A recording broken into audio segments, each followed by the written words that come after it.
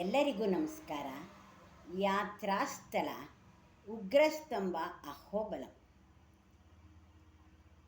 ಉಗ್ರಂ ವೀರಂ ಮಹಾವಿಷ್ಣುಂ ಜ್ವಲಂತಂ ಸರ್ವತೋಮುಖಂ ನರಸಿಂಹಂ ಭೀಷಣಂ ಭದ್ರಂ ಮೃತ್ಯುಂ ನಮಾಮ್ಯಹಂ. ಮೃತ್ಯುಂ ನಮಾಮ್ಯಹಂ. ಓಂ ನರಸಿಂಹಾಯ ನಮಃ. ಓಂ ನರಸಿಂಹಾಯ ನಮಃ. ಓಂ ನರಸಿಂಹಾಯ ನಮಃ. ಮಹಾವಿಷ್ಣುವಿನ ದಶಾವತಾರವಾದ 4ನೇ ಅವತಾರವು ಶಕ್ತಿಯ ಸಂಕೇತವಾಗಿದೆ. ಮಹಾವಿಷ್ಣು ತನ್ನ ಪರಮ ಭಕ್ತ ಪ್ರಹ್ಲಾದನನ್ನು ರಕ್ಷಿಸಲು ಉಗ್ರ ನರಸಿಂಹ ರೂಪ ತಾಳಿದ ಕಥೆಯನ್ನು ನಾವೆಲ್ಲರೂ ಕೇಳಿದ್ದೇವೆ. ಆ ಘಟನೆ ನಡೆದ ಕ್ಷೇತ್ರವೇ ಅಹೋಬಲಂ.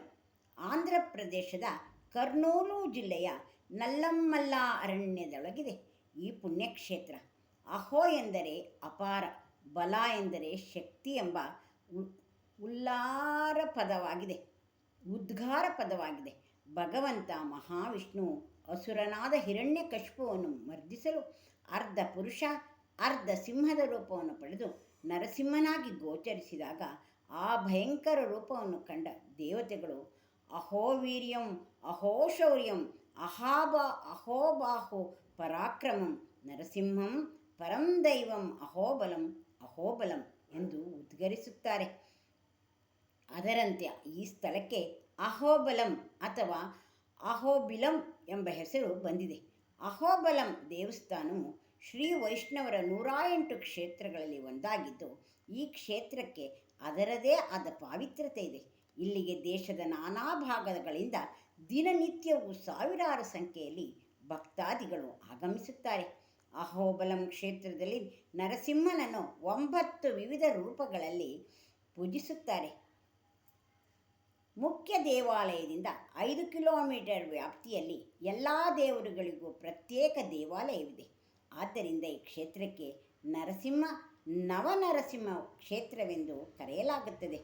ಜ್ವಾಲಾ ನರಸಿಂಹ, ಅಹೋಬಲ ನರಸಿಂಹ, ಮಾಲೋಲ ನರಸಿಂಹ, ಕ್ರೋಧ ನರಸಿಂಹ, ಕಾರಂಜಾ ನರಸಿಂಹ, ಭಾರ್ಗವ ನರಸಿಂಹ, ಯೋಗಾನಂದ ನರಸಿಂಹ, ಚಿತ್ರವಟ ನರಸಿಂಹ ಮತ್ತು ಪಾವನ ನರಸಿಂಹ ಇವು ನರಸಿಂಹಸ್ವಾಮಿಯ 9 ರೂಪಗಳಾಗಿವೆ.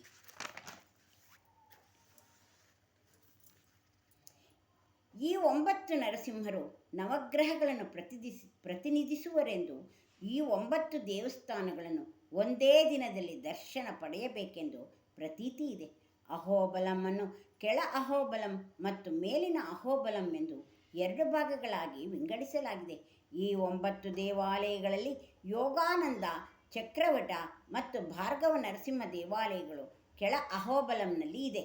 ಮಿಕ್ಕ 6 ದೇವಾಲಯಗಳು ಮೇಲಿನ ಅಹೋಬಲಂನಲ್ಲಿ ಇದೆ. ನವನರಸಿಂಹನೊಂದಿಗೆ ಗ್ರಹಗಳ ಜೋಡಣೆಯೂ ಇದೆ. ಗ್ರಹದೋಷ ನಿವಾರಣೆಗಾಗಿ ಆಯಾ ದೇವರನ್ನು ಭಕ್ತಿಯಿಂದ ಪೂಜಿಸಲಾಗುತ್ತದೆ. ಕೆಳಗಿನ ಅಹೋಬಲಂನಲ್ಲಿ ಭಗವಾನ್ ನರಸಿಂಹಸ್ವಾಮಿಯ ಮತ್ತೊಂದು ದೇವಾಲಯವಿದೆ. ಈ ದೇವಾಲಯವು ನವನರಸಿಂಹರ ಪಟ್ಟಿಗೆ ಸೇರುವುದಿಲ್ಲ. ಈ ದೇವಾಲಯವನ್ನು ದ್ವಿಗುವ ಅಹೋಬಲ ದೇವಾಲಯ ಎಂದು ಕರೆಯಲಾಗುತ್ತದೆ. ದಂತಕಥೆಗಳ ಪ್ರಕಾರ ಭಗವಂತ ಶ್ರೀನಿವಾಸನು ತನ್ನ ವಿವಾಹದ ಸಮಯದಲ್ಲಿ ನರಸಿಂಹನ ದರ್ಶನ ಪಡೆಯಲು ಅಹೋಬಲಂಗೆ ಬರುತ್ತಾನೆ. ನರಸಿಂಹದೇವರು ಉಗ್ರ ರೂಪದಲ್ಲಿ ಇರುವುದನ್ನು ಕಂಡು ಸಾಮಾನ್ಯ ಮನುಷ್ಯರು ಭಯಪಡದ ರೀತಿ ಶಾಂತ ಸ್ವರೂಪದ ನರಸಿಂಹನನ್ನು ಸ್ವತಃ ಶ್ರೀನಿವಾಸನ ಕೆಳಭಾಗದ ಅಹೋಬಲಂನಲ್ಲಿ ಪ್ರತಿಷ್ಠಾಪಿಸುತ್ತಾರೆ. ಶ್ರೀನಿವಾಸನೇ ಪ್ರತಿಷ್ಠಾಪಿಸುತ್ತಾನೆ.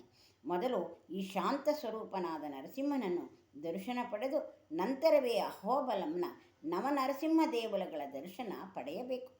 ನರಸಿಂಹ ಅವತಾರದಲ್ಲಿ ಉಗ್ರರೂಪಿ ನರಸಿಂಹನು ಕಂಬವೊಂದನ್ನು ಸೀಳಿಕೊಂಡು ಹೊರಬಂದು ಹಿರಣ್ಯಕಶಿಪುವನ್ನು ಸಂಹರಿಸುತ್ತಾನೆ. ಅಹೋಬಲಂನಿಂದ 8 ಕಿಲೋಮೀಟರ್ ಅಂತರದಲ್ಲಿ ಉಗ್ರಸ್ತಂಭ ಎಂಬುವ ಬೃಹತ್ಕಲ್ಲಿನ ಬೆಟ್ಟವಿದ್ದು, ಅದುವೇ ನರಸಿಂಹಾವತಾರವೆತ್ತಲು ಕಾರಣವಾದ ಕಂಬ ಎನ್ನಲಾಗುತ್ತದೆ. ಅಹೋಬಲಂನಲ್ಲಿರುವ ನವನರಸಿಂಹ ದೇವಾಲಯಗಳು ಹೀಗಿವೆ. ಒಂದನೆಯದು ಯೋಗ ನರಸಿಂಹ. ಕೆಳಗಿನ ಅಹೋಬಲಂನಿಂದ 2 ಕಿಲೋಮೀಟರ್ ದೂರದಲ್ಲಿ ಯೋಗ ನರಸಿಂಹಸ್ವಾಮಿ ವಿರಾಜಮಾನರಾಗಿದ್ದಾರೆ. ಈತ ಶನಿದೇವರ ಅಧಿದೇವತೆ. ಇಲ್ಲಿನ ನರಸಿಂಹಸ್ವಾಮಿ ಪದ್ಮಾಸನದಲ್ಲಿ ಯೋಗ ಮುದ್ರೆಯಲ್ಲಿದ್ದು ಹಸನ್ಮುಖಿಯಾಗಿದ್ದಾರೆ. ಹಿರಣ್ಯಕಶಿಪುವಿನ ವಧೆಯಾದ ನಂತರ ನರಸಿಂಹದೇವರು ಪ್ರಹ್ಲಾದನಿಗೆ ಯೋಗಾಸನವನ್ನು ಹೇಳಿಕೊಟ್ಟ ಸ್ಥಳವಿದು. ಎರಡನೆಯದು ಭಾರ್ಗವ ನರಸಿಂಹ. ಹಿರಣ್ಯಕಶಿಪುವನ್ನು ಕೊಂದ ವಿಷ್ಣುವಿನ ರೂಪವನ್ನು ನೋಡಬೇಕೆಂಬ ಆಸೆಯಾಗಿ ಪರಶುರಾಮನು ವಿಷ್ಣುವನ್ನು ಧ್ಯಾನಿಸಿದಾಗ ಉದ್ಭವವಾದ ನರಸಿಂಹನೇ ಭಾರ್ಗವ ನರಸಿಂಹ. ಈ ನರಸಿಂಹಸ್ವಾಮಿಯು ಸೂರ್ಯನ ಅಧಿದೇವತೆ. ಒಂದು ಕೈಯಲ್ಲಿ ಶಂಖ, ಇನ್ನೊಂದು ಕೈಯಲ್ಲಿ ಚಕ್ರ, ಉಳಿದ 2 ಕೈಯಲ್ಲಿ ಅಸುರರ ಹೊಟ್ಟೆಯನ್ನು ಬಗೆಯುವ ಉಗ್ರರೂಪಿಯಾಗಿದ್ದಾನೆ. ಪಕ್ಕದಲ್ಲಿ ಪ್ರಹ್ಲಾದನ ಮೂರ್ತಿ ಇದೆ. 132 ಮೆಟ್ಟಿಲುಗಳನ್ನು ಹತ್ತಿ ಭಾರ್ಗವ ನರಸಿಂಹನ ದರ್ಶನ ಮಾಡಬೇಕು. ಮೆಟ್ಟಲಿನ ಬಳಿ ಅಕ್ಷಯ ತೀರ್ಥವೆಂಬ ಕೊಳವು ಇದೆ. ಮೂರನೆಯದು ಪಾವನ ನರಸಿಂಹ. ಈ ನರಸಿಂಹನು ಬುಧನ ಅಧಿದೇವತೆಯಾಗಿದ್ದಾನೆ. ನಲ್ಲಮಲ್ಲ ಬೆಟ್ಟದ ತಪ್ಪಲಿನಲ್ಲಿ ಪಾವನ ನರಸಿಂಹನ ಪುಟ್ಟ ಗುಡಿಯಿದೆ. ಸೌಮ್ಯ ರೂಪದ ನರಸಿಂಹನು ತೊಡೆಯ ಮೇಲೆ ಲಕ್ಷ್ಮೀದೇವಿಯನ್ನು ಕುಳ್ಳಿರಿಸಿಕೊಂಡಿದ್ದಾನೆ. ಭರದ್ವಾಜ ಮುನಿಗಳು ಈ ನರಸಿಂಹನನ್ನು ಪೂಜಿಸಿ ತಮ್ಮ ಪಾಪಗಳಿಂದ ವಿಮುಕ್ತರಾದರೆಂಬ ಇತಿಹಾಸವಿದೆ. ನಾಲ್ಕನೆಯದು ಜ್ವಾಲಾ ನರಸಿಂಹ.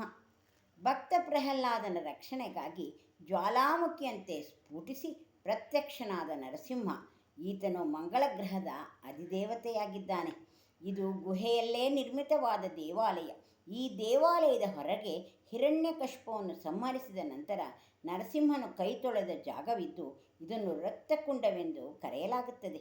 ಇಲ್ಲಿರುವ ನರಸಿಂಹನು ತೊಡೆಯ ಮೇಲೆ ಹಿರಣ್ಯಕಶಿಪುವನ್ನು ಮಲಗಿಸಿಕೊಂಡು ಈತನ ಹೊಟ್ಟೆಯನ್ನು ತನ್ನ ಉಗುರುಗಳಿಂದ ಬಗೆಯುತ್ತಿದ್ದಾನೆ. ಐದನೆಯದು ಮಾಲೋಲ ನರಸಿಂಹ. ಮಾಲೋಲ ಎಂದರೆ ಮಹಾಲಕ್ಷ್ಮಿ ಲೋಲ ಎಂದರ್ಥ.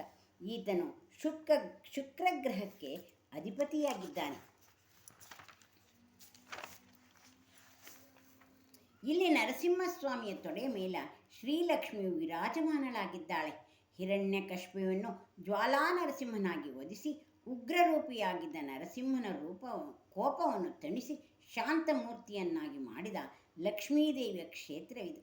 ಈ ದೇವಾಲಯದ ಬಳಿಯೇ ಪ್ರಹ್ಲಾದನ ಶಾಲೆ ಇದ್ದು ಇಲ್ಲಿಯೇ ಪ್ರಹ್ಲಾದನು ಅಕ್ಷರಾಭ್ಯಾಸ ಮಾಡಿದನೆಂಬ ನಂಬಿಕೆ ಇದೆ.